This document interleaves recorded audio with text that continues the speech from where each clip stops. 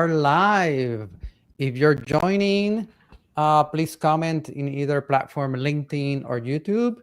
You can say hi, where you're from, at what time of the day you're watching, or time of the night. And if you see in the title below, we'll be talking about large Kubernetes clusters. And I have two special guests with me from the EKS service team. So we'll go intros, and then I'll go and talk about a little bit about the topic of today. So George, can you tell us a little bit about yourself? Yes. Hello, everyone. Thank you all for joining. My name is George John. I'm a product manager in the Amazon EKS team. Hey everyone, I'm Shyam. I'm a principal engineer in the AWS Containers org. I've been in the Kubernetes containers and infrastructure space for close to a decade now, mostly been building distributed systems throughout this time, solving scheduling, auto scaling, database, performance and reliability, these sort of problems. Excited to be here. Yeah, excited. We'll be talking today about a great announcement that we did in the summer around large clusters. And you can see people are excited, even joining from India. I think our audience from India, the hardcore people, like it's midnight over there, and they're like logging into YouTube and LinkedIn to learn about Amazon EKS and how they can build apps on the cloud with AWS. So it's amazing that people joining us around the world. And talking about large clusters, I want to show you a document that talks about Kubernetes open source. And Amazon EKS is all about flexibility, right? Run Kubernetes on AWS for production scale workloads, right? You want to use the flexibility of open source. This is a project developed by the community, by vendors, by cloud providers like AWS, and people want to use it at scale in production. And when we talk about scale, is one topic it comes into mind is what are the limits of Kubernetes, right, of this technology. And it really depends on the software, but also depends on the infrastructure where the software runs. In AWS, we run them on top of technologies like AC2, S3, our VPCs, right, our networking. All these components allow us to run those clusters at large scale, growing beyond the 5,000 nodes. So 5,000 nodes is the recommended considerations for large clusters. Maybe you're running on premise, right? Maybe you have a server at home and you want to run a lot of like nodes that maybe running little apps at home. You cannot run big workloads unless you have a lot of memory and CPU. Or you're maybe migrating from on-premise, right, where you need to grow that cluster larger to move to AWS. But 5,000 is the one that is recommended. But in AWS, in Amazon EKS, for the many years, we had customers have gone to beyond 5,000 nodes, like maybe 10,000 nodes. And recently, in this July, we did a great announcement around Amazon UltraScale cluster that goes beyond that number. And I'll let George talk about how big is that number that we're talking about. Right, George? Yes. So before I get to the actual numbers, I want to share a little bit of the story and why we build it. I think it'll be interesting for the folks here to kind of learn a little bit about it. And who needs this, right? Like I was talking about on-premise, maybe you're okay with 5,000. People have built apps in Amazon EKS in production. We've seen in like 10,000. But there's workloads that require larger nodes. Like on a single cluster, people have many clusters with 5,000, right? But in this case, there's specific workloads that require all these nodes to be in the single cluster control plane, right, George? That's absolutely correct. And I think just going back into the why we build it, I think there are the convergence of three key trends over the last few years that led us to build this. The first one, something which we have all witnessed, right? The emergence of AI, Gen AI, and large language models. These have really changed how people interact with technology. And if you look under the hood, like what is powering a lot of these LLM or how are these being run, Kubernetes has emerged as kind of the preferred platform of choice for building and running these models, right? That's the second trend. And when we were kind of digging deep into why are customers using Kubernetes, there are a few different factors, at least what we think about, right? The first one is Kubernetes is a really an efficient way to scale up and down massive amounts of compute. The second one is the APIs that Kubernetes offer. It's pretty powerful, it's pretty flexible, and you see a huge ecosystem of AI, ML tools and frameworks being built around it. And it's very evident if you look at some of the leading AI innovators, for example, Anthropic, a customer that we closely worked on to build this feature, Amazon AGI, which is a team that builds the Amazon Nova Foundation models. They are all adopting Kubernetes at scale. So So that is the second trend, right? Kubernetes kind of emerging as a platform of choice for building these models. And the third one is what we are seeing is that the larger the model, the more capable it is. So larger by that I mean in terms of the data set it's trained on, the number of parameters it can support. And to build these large models, like Carlos mentioned earlier, you need a large number of compute accelerators in a single cluster. Now, typically when customers ask us, hey, for general purpose workload, what is your scaling recommendation? What we say is that beyond a certain scale, you should think about horizontally, like distributing Yeah. a workload across clusters. But AI ML workload is a little bit unique in the sense that, especially model training, it's not easy to split them across clusters, right? So you need a single cluster which has, now the scale I'm talking about is not a few hundred, a few thousand. We're talking about hundreds of thousands of accelerators of GPUs that are required in a single cluster. So this is kind of the third trend. So in short, there is this AI technology that was really pushing the boundaries of what was possible. And as EKS service, we wanted to make sure our customers had the capability to build and run on these models. And in terms of what we launch, this means that a single EKS cluster today can support up to 100,000 worker nodes. Now, if you translate that into accelerators, that's like around 800,000 NVIDIA GPU or 1.6 million Trainium GPU. That's a lot of accelerators available in a single cluster, and we kind of didn't build this in vacuum, right? We have been working backwards really from a very specific use case and workload, which is AI ML. We work with some of the leading AI innovators, Anthropic and Amazon AGI team, to make sure it was kind of a joint effort where we looked at their workload, we ran into kind of issues, we kind of together worked through it. And Shyam later on will talk about all the cool innovations we had to kind of work through and build, but that's very high level of what we launched, Carlos.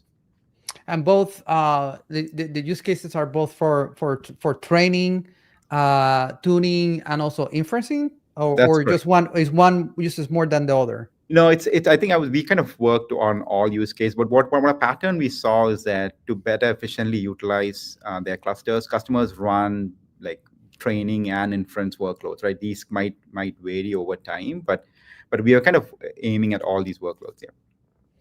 Yeah. And I want to show, and today's topic, like containers from the couch, is all about like a hands-on, the technical dive, right? Our friends, our nerds of Kubernetes, like myself, want to go deep. And one of the contents that we have available is, and we'll move to the slides of the technical content, right, Cham? But before that, this is the blog post. I'll put the link in the comments that we'll be discussing. And I didn't want to bring just anyone from AWS that knows about this content. I was going to bring like the lead engineer that wrote this content and he knows how this works, that we're going to be discussing this technical deep dive. And a lot of people have given me a lot of good feedback of like the type of transparency that AWS have gone through this deep dive. Other vendors have done similar work, but they have not gone to the level of like explaining what are the technical innovations around this, and also collaborations in open source are mentioned here, and aspects of like how, like for example, talking about etcd, right? Etcd is the database that talks about that. And today we're going to go deeper into understanding how these pieces work together and showing you how it looks when you're deploying this type of workloads. But again, these are folks like Anthropic and Nova, right? When you go into online to your web browser and try to generate an image or ask Cloud for something about your cooking recipe, right? Those are models that are being like trained and doing inferencing in this large amount of EKS worker nodes. So with that, let's move to the technical content that we have, and then we show some demos around this. So stick around. All right, thanks, Carlos. So I'll actually just jump to the technical stuff. So yeah, so like George said, a lot of this was sort of figuring out what customers need, what are they trying to achieve with these clusters. It was all grounded in like unlocking true business value for them. So essentially, we had to rethink a whole bunch of building blocks and had to build some in some cases, and a lot of principal systems thinking went into building these. So in some cases, it was like redesigning components with better patterns. Sometimes it was optimizing certain implementations of the various pieces that go into the EKS cluster and dependencies. And in other cases, we had to like reimagine some solutions from ground up, including new functionality. So yeah, but no matter what we were doing, it was always like solidly grounded in getting customers to like be able to run like high performance, large scale workloads with all the like batteries included for accelerated workloads, especially AML training and inference. Um, yeah, so essentially what we did was we were working backwards from the sort of a realistic workload, which what customers try to do with these clusters, where you have a bunch of large stateful sets, a whole bunch of jobs. There's like fine tuning, distillation. There's one large job for pre-training. There's inference using things like leaderboard set for batch inference, where you're running this across multiple nodes with a tightly coupled like GPUs, and VLLM is one of the things which we've used quite a bit in our testing for the inference part of it. So um, I think it's a good time to think about the Kubernetes architecture, just like a refresher for folks who may not be familiar. Um, there's the control plane in the Kubernetes realm, which essentially is hosting your API and storage underneath, which the de facto storage for Kubernetes, it's etcd.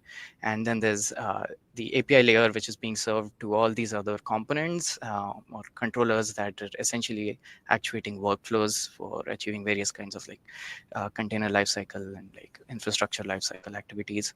So I think one good way to think about the things we did just as a mental model going forward is you can think about like there are layers of complexity that uh, Kubernetes adds, like starting with the core. There's obviously the storage, the etcd database, which hold all the metadata, and it's serving this to all the clients in the cluster. And there's the API layer, which is essentially retrieving and storing these operations to the etcd.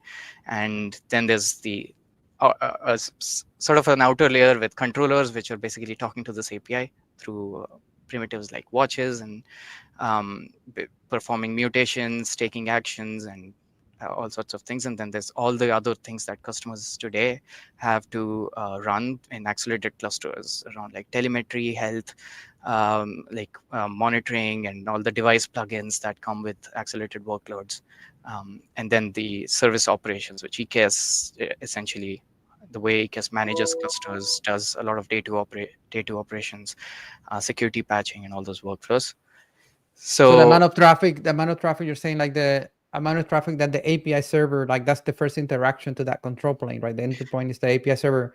The amount of transactions per second yeah, increases, right? And then it needs to walk back and then like talk to storage, which is etcd, that is yeah, the database to read and write, and that is increasing the amount of storage. So it's like twofold, right? One is like handling so many requests per second, right? The amount of data of those requests, and also like the speed of response, right? Because it could be like you are requesting 100K nodes, and then like I'll schedule and configure 100K nodes, or like the number of pods that need to be scheduled, right? All that traffic, like eventually in 6 years, I would be finished. But in this case, right, we are trying to maximize minimize the amount of time those EC2 nodes are running, because I'm getting charged for every for hour, right? Per hour we do mirroring. So you want to do these workloads and batch, get them right as fast as possible with the minimum cost. So like the APIs and the etcd needs to be optimized, right? That's what you were looking at yeah. optimize. How do we do this in as fast speed? Yes, basically, yeah, you're right. So this is, you need actions to be taken fast, like you're saying. There's compute lying around, and it's expensive compute. You want it to be staying busy most of the time. So you need to have like a really responsive control plane. So latency is of high importance, but there's also a huge throughput you need to support. There's a large Yep. throughput of read requests, write requests. You need to be able to store and retrieve large volumes of metadata from etcd. So essentially all the problems that come around scale, we had to reimagine some of the things to be able to meet those. So one of the big things we did was with etcd, which is the key value storage behind Kubernetes, and we use that in EKS too. It's essentially a multi-version concurrency store, which essentially is holding key values and historical revisions of those, which the API server serves. And with etcd, it is a consensus-based system, like most distributed databases, and there's like you typically run 3 replicas or 5 replicas of those, and they're talking to each other, they're performing consensus, they need to have a consistent view of the world. And one big piece of that was essentially Raft. Raft is a common consensus protocol. It's sort of a simplified version of Paxos, which a lot of other systems use. And the thing is, etcd actually ends up doing a lot of heavy lifting for these clusters, because it's not just maintaining the views of data in its store, but it's also doing consensus, talking to each other. So there is a fair bit of complexity that we've seen has arises from that over the years, both in terms of operationally and also in terms of being able to scale easier, being able to do some performance optimizations without, for example, sacrificing durability. And so those sort of trade-offs existed. So what we did, and this is one of the fundamental things beyond this effort, was we sort of offloaded this consensus and draft part to an internal component at AWS we've been building for more than a decade now, called Journal, which essentially gives you an abstraction of a log, and it's highly durable. It is distributed behind the scenes, and it like lets you write in basically your order of single-digit milliseconds. You can write records and append to it. So what For the ended up metadata happening, consensus part, right? yeah, the consensus part. So basically what ended up happening is we sort of got rid of just that part of etcd, the consensus part of it, and offloading it to this other service. So etcd sort of becomes a bit stateless, where you don't need to talk with each other for consensus, and durability is ensured by this other system, which is just designed for that. And much of the etcd api and all the key value, the MVCC layers, they remain the same. So this allowed us to do some more cooler things, like architecturally, we were able to, for instance, move etcd to an in-memory database, which means we no longer use EBS in the critical path to actually store the database state. It's kept in memory as a tempfs in a tempfs storage, so which makes a lot of things way faster, like in your writes, your ability to do database-wide operations like compactions and like snapshots and those sort of things. So it allowed us to, without sacrificing performance and without sacrificing durability, in fact, we're improving on those. We were able to get to larger scales, so larger database sizes, like up to 20 GB, I think is what we did for the ultra scale. And we were also able to like do partitioning of the key space, essentially run multiple different etcd clusters, optimized for high write throughput. Write throughput is one of the things which is very hard to scale for distributed systems, for anyone who follows these conversations. And it's writing now that the consensus, like let's say that we have 3 replicas, right, for etcd. They're not talking to each other any longer for that control protocol consensus things, right? Yes. And each one individually have their own TMPFS storage that writes into memory, right, of the memory of the instance, and then it writes back into disk at some point. That where's the persistent writes? It's a write through the memory. It is there is, so you are not writing to disks anymore. You're actually keeping this in memory, so your writes are being applied to in memory, because your durability is ensured by this distributed log, which is like distributed log is stored in one place, so not individually. Not individually. So you also have this nice horizontal scaling aspect of etcd. You can run anywhere from 1 replica to, I don't know, 10 replicas, for instance. Although you don't want to run 1 replica for high availability reasons, but it is possible. So anyway, so that's that. So there's a lot of other things also that went behind the scenes to optimize etcd, but I think the outcome of this was we were able to support, like, as you can see, and it's not legible. I'm going to show some Grafana and Beaver dashboards later, but we're able to support large number of objects, large database sizes. And I think in the open source etcd project, or if it was Kubernetes, correct, like they suggest to stay around 8 gigs, or 8 gigs was the amount recommended by Amazon EKS, right? Like do not go beyond that. And we provide metrics to customers, because I work with customers that they monitor that amount of etcd that have been used because of the compaction, and they're writing too fast, and they're optimizing that. In this case, it went a little bit larger than 8 gigs. Yeah. I wouldn't say a little bit, by a fair bit. It's like across all the partitions, I think our clusters, like, they've reached a peak of 40 GB database size in use at any given time, which is like huge improvement for those customers that were trying to struggle. Like sometimes they hit that limit because they may not be operating correctly or not tuned correctly. Yeah. So this is not like you using database wrongly, which is why the database is big. It is just that you genuinely actually have a large All that collections, large number of information, yeah. objects and clusters of this size. Say 100K nodes, and Yeah. and like George, right? You were saying like it's 100K nodes, but that translates to 800 GPUs. That translates to X amount of pods, depending how big are your pods, right? Yeah. So so anyway, so now that we actually have a solid high performance, high write throughput story for the storage layer, the next thing we had to obviously think about is how do you scale the API servers for read throughput, as well as like make it really responsive, especially even with large collections and sort of clients that rely on listing large collections from the API server. So obviously there's a fair bit of API server like tuning, not just the critical, not just the API server part of the request lifecycle, but also other dependencies like auth webhooks and other things that we run today, which all fall in the critical path of an API request. And but beyond that, like we also leverage the consistent reads from cache, which is a feature that landed in Kubernetes. I believe this one's from 131 or 133. I'm always confused. But it essentially allows you to read consistent responses directly from the API server rather than just list everything from etcd and serve it back, while ensuring consistency. So you're essentially just checking with etcd that, hey, do I have the latest data? Trusting And that then, the API server has the cache to respond, doesn't have to do yeah, that yeah.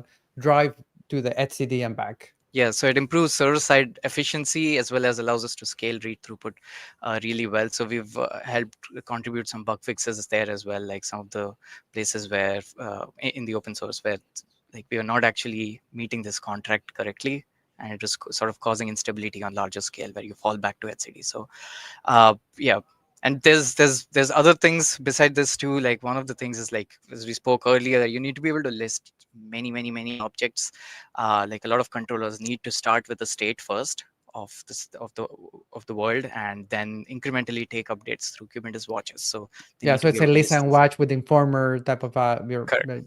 this audience knows about Kubernetes controllers when they write it with Yeah. that kube builder and those type of things, starting with the first list and then creating the informer, and you watch from there. But if you're watching the pods, right, and you're like, it's like doing kubectl get pod stash capital A, like that thing, that terminal will never end. Yeah, with the number of pods that you exactly. get. Yeah, in my laptop it's probably going to blow apart. Yeah. So anyway, I think the thing about this is like one of the really important things that here that helped make these improve the concurrency of these sort of arranged requests is streaming list. This is another open source feature that landed earlier this year, and this allows us to, instead of loading everything into memory, the whole response, you just do it incrementally. You buffer and send to client every object, so you're serializing and sending the response incrementally. So it improves resource usage efficiency and concurrency too. So yeah, so I think there's a lot of this was basically making sure that you can serve a lot of requests with like ultra low latencies, and once you do that, basically this is a graph. Again, I think I'll show you later about read write throughputs, how the number of requests per second is like insanely high in these scales, especially when the cluster is busy. And we still want to meet like SLOs around API latencies. So that is the challenging part, which we help solve. So what do you do now with having like really high performance API layer, both for reads and writes? The next thing is to make sure your controllers that are actually staying busy and doing work. There's a whole bunch of controllers, things that ship with EKS, things that that we vend through third-party add-ons, and then things that customers also install. So we focused a lot on making sure the centralized or cluster level controllers, these are controllers that make cluster wide decisions, unlike node local controllers that are just making decisions local to a node like kubelet. Like the kube control manager Control is one. manager, kubelet, Yeah. control manager, scheduler. Scheduler, yes, that's another one. So these are ones we had to really, and there's a bunch of others that EKS also appends to these for other AWS integrations. So obviously there's some table stakes things you need to do to get clusters of scale. You need parallelism, you need like multiple workers processing stuff, you need logs FQs, and you need to tune downstream your usage of downstream dependencies, either if it's AWS APIs or Kubernetes APIs. VPCC and So I also. so yeah, VPCC and I2. So we did a lot of that, but we had to go beyond to actually support 100,000 nodes. That just wasn't alone. That alone wasn't enough. So it required, for example, fundamentally one problem with controllers is even though you have an informer, you have this client-side cache that you're updating with a watch. Whenever you try to make large reads from the cache, it acquires a read lock, which is blocking subsequent writes, incoming watch events from being processed. And that wasn't because at this scale you have like a high, insanely high volume of incoming events. So you want to minimize these sort of contentions. So we did a fair bunch of optimizations here. Most of them have been open source for various controllers for like jobs, stateful Yeah, all set. our controllers are open source. If you look up EKS distro, right, and also the VPC Yeah. CNI controllers, like these controllers are available. If you're running, like they're available that you can see the source code in GitHub. So client side, right, client side optimizations were done in open source. Yeah, this has been detailed quite a bit in the blog that you shared as well. But essentially, the reads have been made more efficient using indexes. And for scheduler, like the kube scheduler, we also had to uh, make additional optimizations in how we process these incoming events. And even for some controllers, like you batch all these writes and process them together before like getting the read lock taken over, because Yeah, I think the scheduler will be the one that is more affected by having that large number of pods and nodes, right? Because it needs to see a view of the world a of global saying view. like, right, a Yeah, global view saying like, I have this pod that is pending. Okay, let me get the information about all the nodes on their labels and tolerations, yeah, right, or taints and then labels, and then also see which pods are there, because this pod may say I cannot run on a node that there's another pod with the same label, right? Or I need to run in a pod in a node that there's this pod is there, so they're joined together. So you ask to see, you need to have the node information, the pod information for that node, what is running on that node, bring right. it back, and then do logic, right? Do the Yeah, logic of like, where do I optimize this and schedule this pending pod on yeah, it. yeah. And it would take forever, right, to get all that information and all these logs of all these events coming in of changes that are happening at the same time that you're trying to make the decision. Yeah. So there's actually scheduler is ripe for a lot of optimizations, even with plugins, like the way the algorithm is evaluated. A lot of workloads don't need to run like everything that exists in the scheduler. For instance, like daemon sets, like the topology plugin, we've seen the topology spread plugin sort of slows down daemon set bring up, which So it can be you turned don't need. off, right? The You can turn it plugins, off for for daemon people that sets. don't know, the scheduler, people think there's only one scheduler. I think most people use the default scheduler, but there's other plugins that are like can be loaded, or your own plugin that you can write in your scheduler saying, I want to schedule a pod when it's raining, right? Or whatever is the logic that you Yeah, want, or cron, or tickets are high and high season, so I need to beam back more aggressive. But in this case, these are optimizations, right, that is specific to the workload, like George was saying, like, no, we're not trying to run an app given by the app development team and we don't know what it is, right? We know what this pod is going to do. It's going to find an EC2 instance with an accelerator, right, Trainium or a GPU, and it's going to do load a model, right, and partial training, right, on a piece of that model on that GPU, or split the GPU, like a specific workload, right? So there's no a daemon set, so it can be turned off to optimize to highly like optimize that pod optimize. landing in that node and start doing work immediately. Yeah, pretty much. So, and especially like it's very critical for job launch latencies, especially like if you're just starting up a fresh job. Like as a stateful said, you do not want to be waiting too long for um, these to come up. So the way this shows up is like, I think after all these optimizations, we're able to achieve like really high pod creations throughput in terms of scheduling, and you're not waiting for too long, as well as all your controllers, they're sort of just catching up with the work that they need to do in the cluster. So the work queues are just growing or processing indefinitely. So Yeah, I think with that, one thing we should now switch over to is that most of what I've talked about so far is the control plane, which is obviously a core part of the story for scaling. But we didn't want to just stop there because there's a lot that had to be done on the data plane to actually efficiently bring up these applications, On and the we had to nodes. on the nodes, yes, on the nodes, and in terms of storage network, and just make sure that all those pieces up until the point that the application actually comes up. Like let's say you're launching a PyTorch job, there's a lot that happens along the way, right? Beyond the control plane, you have to now load images, you have to like obviously make sure your nodes have IPs, they have other things like devices. If you're using EFAs, like elastic fabric adapters, for example, they need to be set up. And you need to be able to pull the images faster. You need credentials, right? Like most of these services, like for example, if you're doing pre-training, you're probably pulling massive data. It's like from S3, so you need to have credentials quickly, and you need to be able to even pull this data at a high bandwidth. So so there's a whole bunch we did there as well to make sure that customers get the best performance and scaling experience. So few things for Karpenter. Karpenter is our it's an open source node Autoscaler. lifecycle autoscaler, and everyone here probably knows it already. It's a project that started at AWS, and I think we've evolved it quite a bit since its beginning. And one of the things for AI/ML we had to do was specifically there are a few things you need. Like guaranteed capacity is something a lot of customers, I think both Anthropic and Amazon Noah, have benefited by this, which is just making sure that a fixed amount of capacity is brought up, because it's often very predictable. These jobs, you know when you're going to launch them, you know how many resources you're going to need. So there's no need to dynamically scale them. You would prepare them beforehand. Yeah, So these are like George was saying, that these are specialized workloads by these companies that are like optimize. They have a large. They have. You can say we have one pod that we're yeah, going to run across 100K nodes, but it's going to cost us if we are going to do it like twice. Like time, it will cost you time. Will yeah, also cost you some resources in terms of pricing.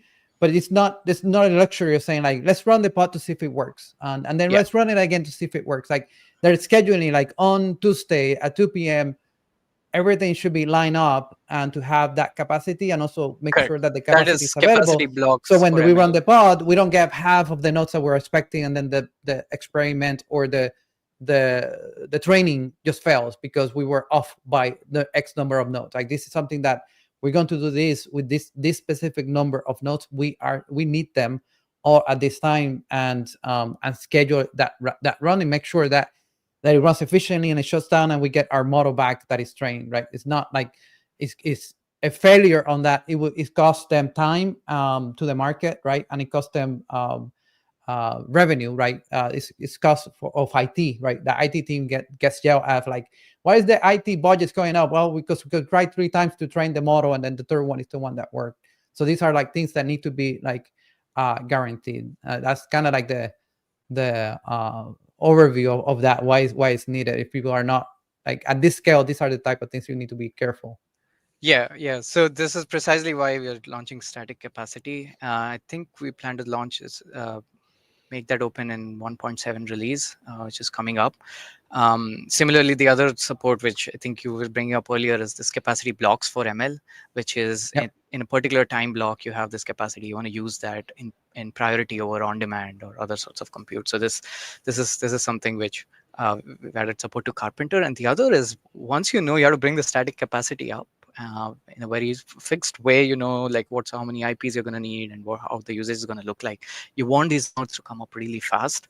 So we made further optimizations where essentially normally CNI gets this IP prefixes from your VPC, and it attaches them at runtime. So you're waiting for that pod to come up and then assign IPs. Now we just added that as part of the instance launch path itself. So EC2 is directly bringing up instances. So Karpenter is making EC2 directly bring up instances with these So there's warm no IPAM prefixes. module doing that now, or Yes. that's So moved to Carpenter, that logic of that IPAM yeah, so it's EC2 IP. is EC2 Karpenter is making EC2 get the IP prefixes, and CNI is just learning them, and it's not even making EC2 API calls. It's just directly learning it from the IMDS, which is the node local metadata service, and it essentially basically really radically speeds up the launch for these nodes, The and it also prefixes, yeah, for folks that are not aware of the prefixes, prefixes helpful because you can request this n number of slots. I think it's 16 per one slot of the ENI, so that you can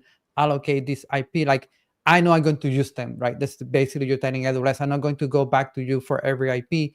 I'm Yeah. going to like have a lot of IPs in this node. It could be like you have a lot of pods that you're like being packed, so you need a lot of slots and IP addresses.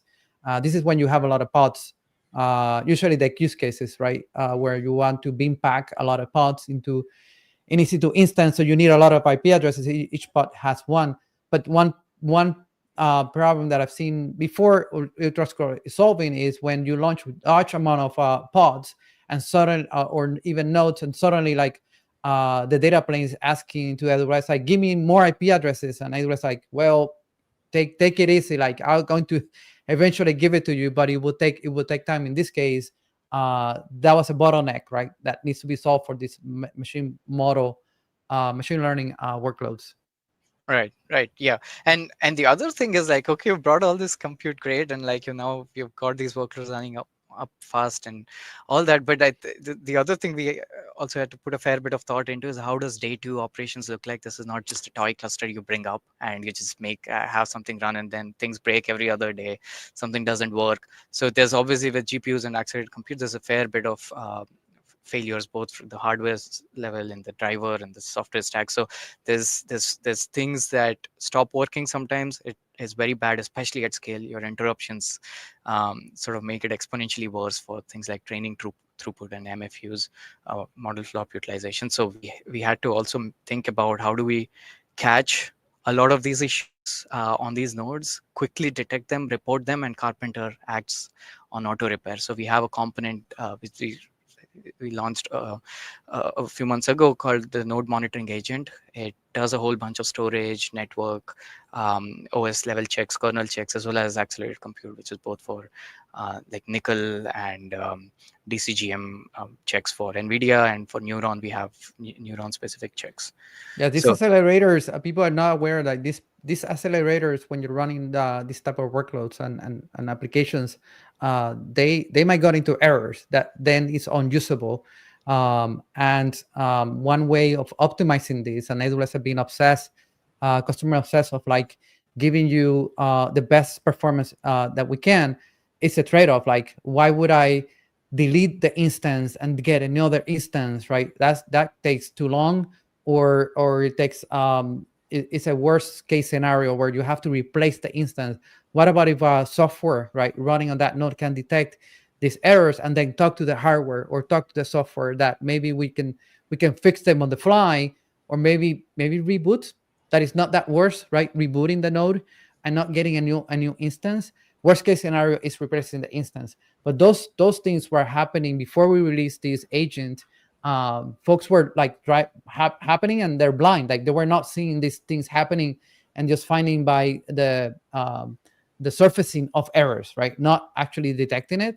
And then once they were detecting it, like, thank you so much, and now I know I have all these problems happening sometimes. What do I do about it, right? Do I replace the instance? And that usually was the model that people were doing because they didn't know better. But we crafted a way that we can like pinpoint and maybe talk to the GPU driver, or talk to the hardware, or maybe say Linux process that need to be restarted, or the whole reboot, that you efficiently, that then we can catch up. The job can catch up, another pod can land there, and then move on. yeah, and this is one thing which actually makes a lot of AI/ML workloads peculiar when we think about blast radius. Something we spoke about earlier. Typically, a lot of workloads, like when you think of blast radius, you're thinking about the control plane as well. You're thinking about all these controllers and stuff. With these AI/ML workloads, it's like, especially when you're doing pre-training, you cannot even lose a single member of this whole job in your topology, and the training is essentially paused. So you're way more sensitive to like this sort of data plane health related issues than you are as compared to control plane, because you're not talking to control plane as much. So this is also one of the reasons why, for like, we think about blast radius quite differently for these clusters. Yeah, blast radius of one node, right? That One node node, cannot go yes. away, because it I say experiment, like it's not experiment. It's actually a complex application that is distributed but organized, right? Every member has a role and it has a shard, it has a piece of work that needs to work on, and they're being orchestrated, right? Everybody has a piece that they're working on, and so when you lose one of them, then the other ones need that piece to come back. So that every time everybody's holding, like, where's this guy, when for a break, when is he's coming back?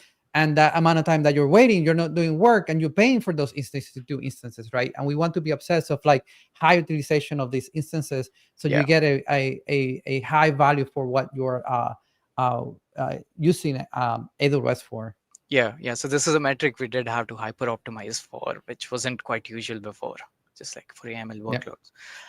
Okay, so all right, so with a whole bunch of these optimizations in Karpenter, as well as like efficiency gains, we were actually able to like we do test this quite a bit, is how quickly we're able to bring up nodes. And the other, so talking of day two operations, one of the things you need to do is drift, which is a feature Karpenter supports to update your nodes to any changes in the node pool or node class specification. So for instance, armies, machine images, you have to update them from time to time, new software, security fixes, and security fixes, it needs to be able to go through at this scale without issues, and you don't want it to take forever. So it's something we also have. So we don't take the 100K nodes and shut them down and get 100K, right? Yeah.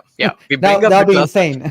Correct. So we bring up the cluster, we run workloads, we do a bunch of battle testing with failure modes, and we also do this drift, and then we bring down the cluster. That's sort of the workflow we exercised at scale. And yeah, so all right, so we spoke about the Karpenter CNI, which is still in the infrastructure realm, on how you bring up the compute network really quickly and reliably, right? The other is like, what do we do for applications? Like there's a whole bunch of intelligence that starts after the pod is up. So you obviously need to the node has to pull container images, and these images can be really bulky. Like think about the PyTorch training image, or like the notebooks for TensorFlow. Those are really like tens of GBs big, and it can take many seconds or even up to a minute potentially, depending on your instance type and your configuration, to pull these images. So we had to really figure out, how do we make this really rapid? We sort of time to when the binary, actually the application binary, can start. How do we bring that down significantly? So one of the things we did here was the seekable OCI fast pull mode, which we've worked with the Containerd and container runtime folks. I call it Sochi or Soki. Okay. I still don't know how you pronounce it. I never can pronounce the whole thing, but I at least I'm Hispanic, it's Sochi. Sochi. Yeah, I guess. Yeah, I think makes it sound. But it's to explain to folks what it is, right? It is essentially, what it's doing is, previously you would pull your layers in parallel. So let's say if your image has 4 or 5 layers, all of them can be pulled in parallel. But a lot of these images, there's a single layer which is really big. So that doesn't benefit. Like even if you pull other layers in parallel, there's still going to be a choking point. So one of the things that this introduces is being able to pull this layer in chunks in parallel across multiple TCP connections. So you can sort of actually saturate your network bandwidth. And the next step is, once you pull these, you need to also unpack it. So you need to sort of decompress and then extract it to the file system before you can actually start the image, right? So the unpack operation also is something. There's been a whole bunch of parallelism we added there, and these are configurable settings to basically both unpack and download concurrently across layers. So what this does is, essentially, it's a trade-off. You're paying like high CPU usage because you're doing a lot more in parallel. You're paying high, you're essentially using a high network IO to bring down the time. But the consequence is, now your application doesn't have to wait. And lazy loading doesn't solve. Kubernetes, you have to like download, you have a 20 gig image, container image. For that container to start, right? The whole image has to be downloaded. In this case, you can partially, right, download the files. Let's say like the files that they're needed for the application to start working, right? And it can start working while the other ones start like downloading. It's amazing. It came out, I think I posted in LinkedIn this week. Like this was something that came out in 2020. I remember, and like the technology came in open source. I remember reading the GitHub repo when it came out, because I think at that point it was Kubernetes release lead team. Yeah. And I'm so happy to see it now in Amazon EKS as official. Like we we took that code and we have our own AWS GitHub repo. We adjusted it to the AWS infrastructure, working with ECR, right? Make it work with ECR, that you can like download partial container images, and it's available in Amazon EKS and other services that are container images in Amazon. But yeah, the fact that you can start working without downloading the whole package is innovative. That allows now with the that was like 5 years ago, right? Now a lot of more ML and AI workloads are in Amazon EKS that back then. So it actually is needed right now. So it came handy. Yeah. And lazy loading doesn't help. So Sochi previously, lazy loading was a feature that was released 1 year or so ago, because these guys need everything to start up. They need all the data weights and stuff. So yeah, so this is now available in our latest Amazon Linux 2023 and Bottle Rocket armies. We are still figuring out when to bring it to the auto mode, but hopefully sometime soon. And the other thing is, okay, so images you're able to pull fast. Now, if you're doing training, you need to pull huge, like petabytes of data, right? Often, and like these are usually typically living in S3. You want to do it at scale. You want to do it really fast. So one of the things, other innovations here we had to bring to the container world was the support for multi-NIC, or what we call as multi-homed pods, where instances, EC2 instances that support multiple network cards. What that means is, typically for an EC2 instance, when you create a network interface, it is using pretty much one network card on the underlying physical machine.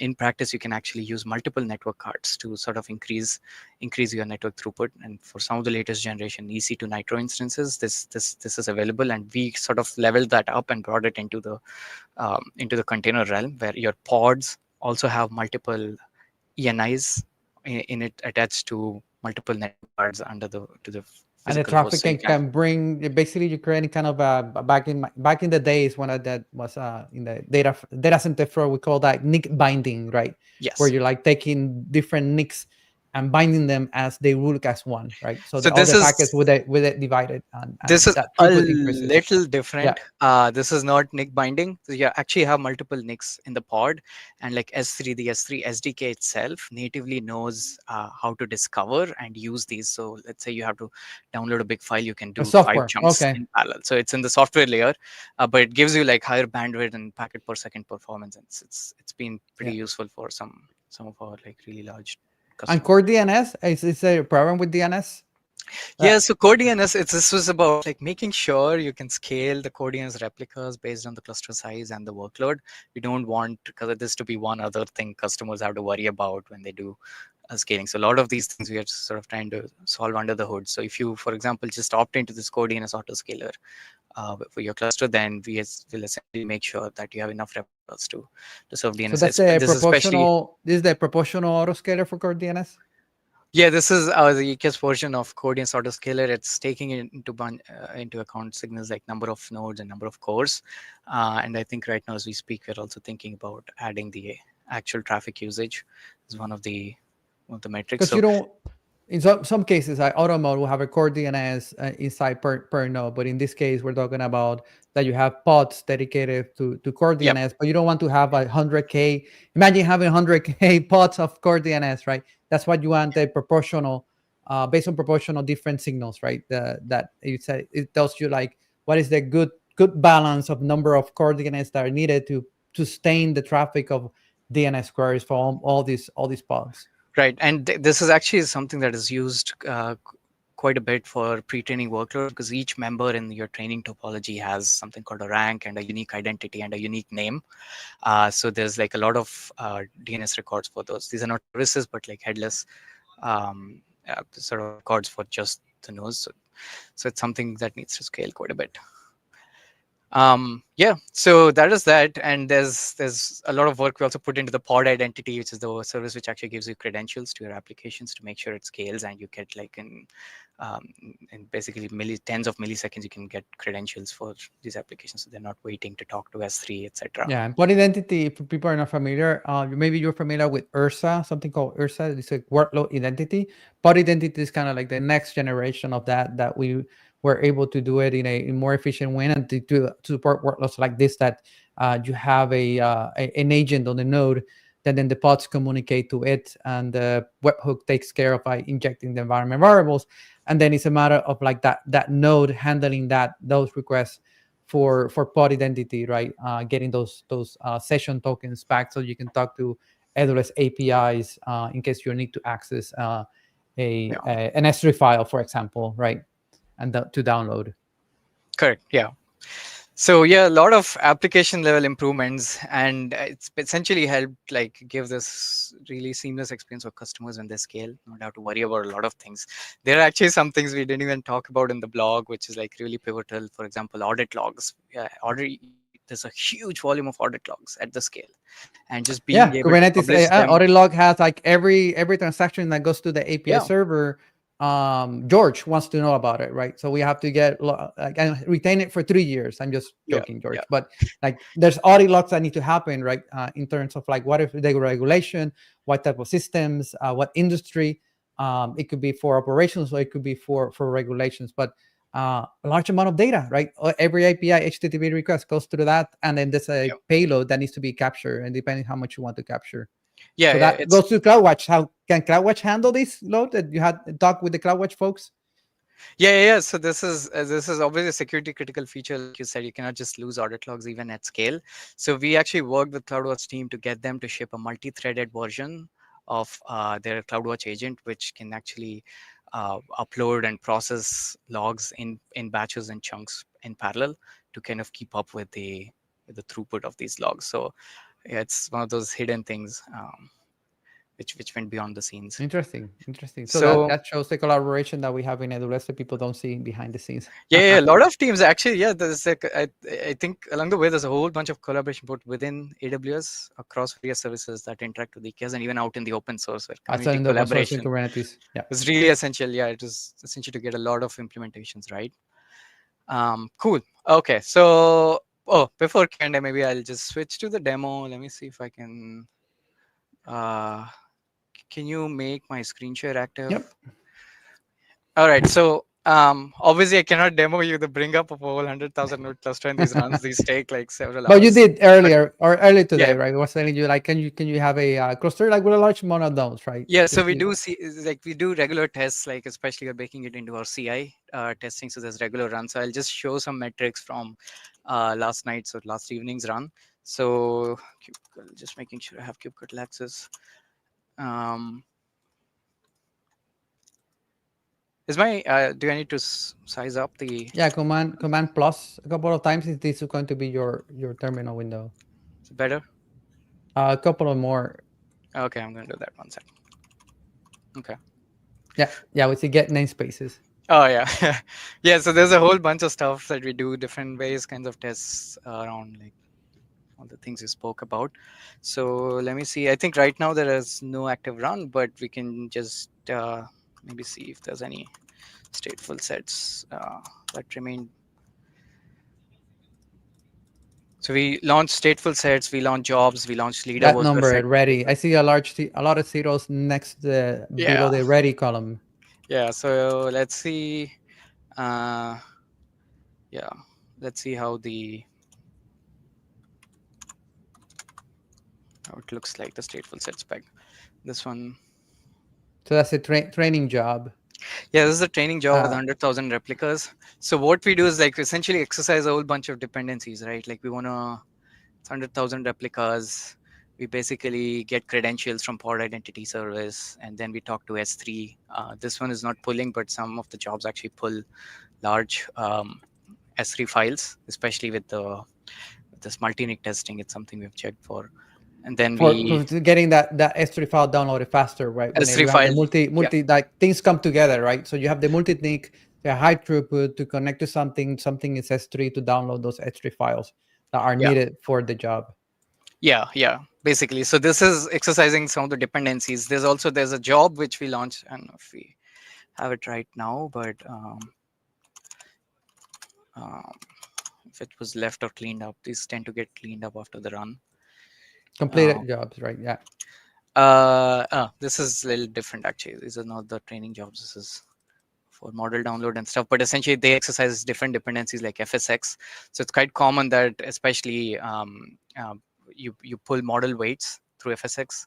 You load the model server. VLLM is the common one, right? You pull that VLLM. through ECR, yeah, and you pull that from ECR, you pull the model weights from FSX. We usually mount this FSX across like thousands of nodes. FSX, a single FSX like file system can mount it across thousands of nodes. So the model, instead of coming in a container image, you will put it in FSX and then get mounted through an FSX.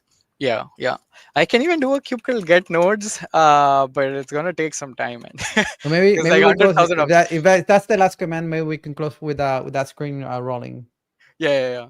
So actually, I'll just get kubectl get nodes and just do wc -l. So while it happens, I'll actually show some metrics that we look at on Grafana, and there's this internal console for where we look at a whole bunch of metrics. This is a tool internally we use, as well as TAMs, field teams, support folks, as well as service team folks look at.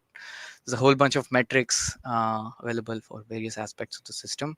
So for instance, let's start with SLA. So this cluster, as you can see, like we didn't have any SLA breach events and resource counts. Yeah, this one can be interesting. So this shows like different kinds of things, how many exist. Like you can see. Can you make it bigger, like double click, or yeah, or this is too monitored? Okay. Yeah. So yeah, like total number of objects is like 1.5 million objects in etcd. Resources, Kubernetes resources. Sorry, the combination of like config maps, resources, service accounts, right? For every, because we see a small number of but mainly the higher number will be the pods, right? Yeah. Higher number will be pods. So you can see it's like close to 800,000 pods. Actually, just really quickly, we can look at. Oh, I need to zoom this up too. So if you look at kubectl get daemon sets, it gives a good idea of all the things that is there in these clusters that come installed, right? On one node. Yeah, I think. I mean, zoom it down. So when the node comes, when the node gets scheduled, right, these pods need to run there. Yeah. So this is just like CNI kube proxies, is bare bone stuff. So pod identity agent we talked about for credentials. There's node monitoring agent. There's the DCGM server, which I think right now has been scaled down. It's for DCGM like metrics for NVIDIA GPUs. We run image cachers at places where we test for inference. Especially pre-pulling, VLLM, CloudWatch agent for a bunch of container insights and telemetry about GPU utilization, and other sorts of like any conditions that exist on the node. So there's all these various things that run. There's also deployments that are in this cluster of various sorts. we see the big numbers on there available, right? And current and desired. So every daemon set is basically adding 100,000 pods. There's 6 digits there. So wanted to show a real system. So these are like real companies, right? Like the team at Nova and Anthropic using it like this. So thank you so much, Shyam, for showing us. Go ahead. Yeah. So anyway, so it shows a lot about the scale. And just real quick, I would also like to show some metrics from the run. Like we also monitor like Grafana. As we run this, we need to make sure that like the metrics are holding up, like list latencies, write latencies, look at object counts, write request throughput. This is like up to 10,000 writes per second at a peak is what we see on these clusters. There's a whole fair bit of read requests as well, and then we make sure that all these things are being processed quickly, both by the API and controllers. The controller, like this API server, right? The control this plane, is the latency metrics that is like slash metrics, and you can get that into Prometheus and Grafana or whatever is the scraping technology you're using, and monitor this system. So it's operations, right? Day 2 operations, which is very important to keep any Kubernetes cluster, EKS cluster up to date and running. Yeah. Anyway, so there's a lot more I could show, but I think we are at time, and so so that's cool. What we test for. So George, what's for companies that maybe that have not reached out, and they probably reach out some of the because we have internal discussions with these large companies that have like this need for large clusters, how people can reach out or how people can learn more. We are going to share the blog post of the under the hood again for people to take a look. Yeah. So one thing I just want to quickly highlight is thanks, Carlos, for sharing that blog post. Our intent from the beginning is while we are focusing on a very specific workload use case, which is AI ML, Our intent is to make sure these innovations are available across all EKS clusters and all fleet. Now, it's not all available today, but if you look at some of what Sharm shared earlier, like the faster container image pull, the multi-NIC pod, all those are already available. So many of them are already available to all EKS clusters. You don't need to necessarily wait for a AI/ML kind of work, or your workload doesn't have to be the AML to get those benefits. But there are many things that are coming down the path. So, for example, some of the HCD innovations, we think that's applicable to all cluster, all types of workloads. We want to make it available over time. And I think last thing I want to quickly call out before specifically talking about the AI, if you have AML work, how do you get to it? I would say stay tuned. A lot of the other innovations will be available at reInvent. So reInvent is a big AWS conference that happens later this year. So we'll be making a bunch more announcements related to performance and scale that's going to be coming out. On the other hand, if you are a customer, you have a AI/ML specific workload, you are at the scale where you think this is going to be beneficial to you, I would say please let's have that conversation. Please reach out to your AWS account team. So if you have an account manager, a solutions architect, or technical account manager, you have a contact, please do reach out to them, and they have a way to get to us. I'll say if you're one of those customers, I wouldn't think it's common, but if you don't have an account manager relationship, please reach out to Carlos or me, and even for high performance and like batch sort of workloads as well, like feel free to reach out to us. There's a lot of overlap. So that's very good to hear, and for people to be aware that these innovations are going to come back. So for your current EKS clusters, you don't have to do anything of them. You don't have to deploy a new one. We do a rollout of these enhancements in a way that you don't notice any impact to your workloads, other positive impacts for that. So thank you so much, George and Shyam, for attending today. We were planning for this for a while, so I'm super happy that we got this recorded. And folks that are live, thank you for joining today, and I'll see you on the next episode, folks. Have a great rest of the week. Thank you. Thank you. Thanks for having us.